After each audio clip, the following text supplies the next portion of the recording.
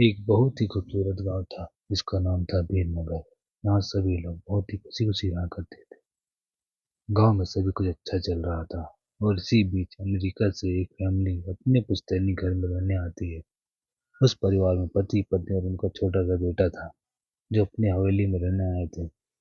सभी के आते ही गांव वालों में खुशी की लहर दौड़ पड़ी, क्योंकि यह फैमिली कोई और नहीं बल्कि इसी गांव में रहने वाले एक पुराने जमींदार की थी और गांव वाले उनकी बहुत इज्जत करते थे। सब कुछ ठीक चल रहा था, लेकिन अचानक एक दिन इस परिवार के बच्चे की तबीयत अचानक बिगड़ने लगती है। सभी को लगता है मौसम का परिवर्तन हुआ होगा, लेकिन बात तो कुछ और ही थी। धीरे धीरे लड़के का चेहरा नीला पड़ने लगा। आनंद फानन में परिवार ने डॉक्टर को बुलाया और डॉक्टर को भी कुछ समझ नहीं आया तो उसने पास में ही बने एक हॉस्पिटल में उन्हें स्वास्थ्य परीक्षण के लिए आमंत्रित किया, ताकि बच्चे की बीमारी का पता लगाया जा सके।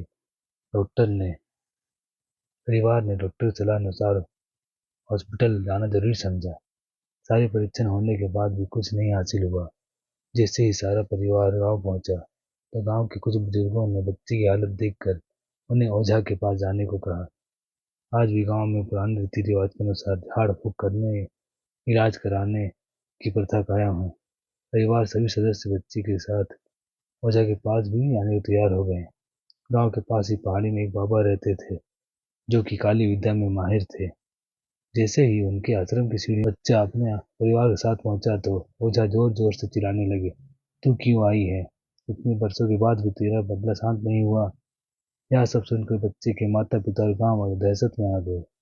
उन्हें समझ नहीं आया कि बाबा को इतना क्रोध क्यों आ रहा है, जबकि उन्हें अभी तक कोई बात बताई नहीं गई। लेकिन बाबा तो काली माया के परागत थे। इस वजह से उन्हें रूहानी ताकतों की पहचान। सभी लोगों ने आश्रम में प्रवेश किया, लेकिन बाबा ने केवल उस बच्चे के पास आने को कहा। बच्चे की हालत बहुत ही खराब थी। उसकी आंखें लाल हो चुकी थी, उसका शरीर नीला दिखाई पड़ रहा था और उसके शरीर का तापमान आम बुखार से कहीं ज्यादा था। ओझा ने विभूति उठाकर बच्चे को मुंह पर फेंका। बच्चा जमीन पर लेट गया और जोर जोर से हाथ पर हिलाने लगा।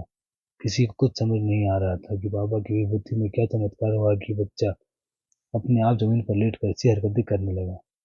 तभी अचानक बच्चा अपने पैर की उंगलियों के बल खड़ा हो गया और बहुत ही खूंखार औरत की आवाज में ओझा को उसके पुराने नाम से बुलाया। अरे ओ प्रेमनाथ, मैं तुझे नष्ट कर दूंगी। लड़की का ऐसा स्वर सुनकर उसके माँ बाप घबरा गए। लड़की को इस अवस्था में देखकर उन्हें कुछ समझ नहीं आ रहा था कि ऐसा क्यों हो रहा है। तभी ओझा ने एक मंत्र पढ़कर बच्चे को अपने काबू में किया। सारे गांव वाले ओझा से पूछने लगे, बाबा ये सब क्या है?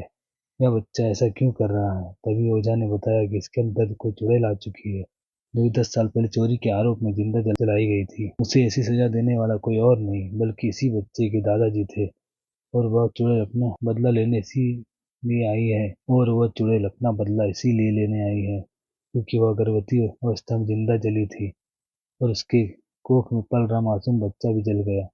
इसी वजह से वह उस बच्चे को भी दर्दनाक मौत देना चाहती है ताकि उसका बदला पूरा हो सके। ये सारी कहानी जानने के बाद उसके परिवार वाले ओझा के सामने गिड़गिड़ाने लगे और अपने बच्चे की जान की भीख मांगने लगे। तभी ओझा ने अपनी बहुत तपस्वी शक्ति से मंत्रों के उच्चारण के साथ उस चुड़ैल को मासूम बच्चे से बाहर निकाल दिया और कुछ ही क्षणों में बच्चा सामान्य हालत में आने लगा। सभी को लगा कि सब कुछ हमेशा ठीक हो गया, लेकिन यहाँ तो शुरुआत थी।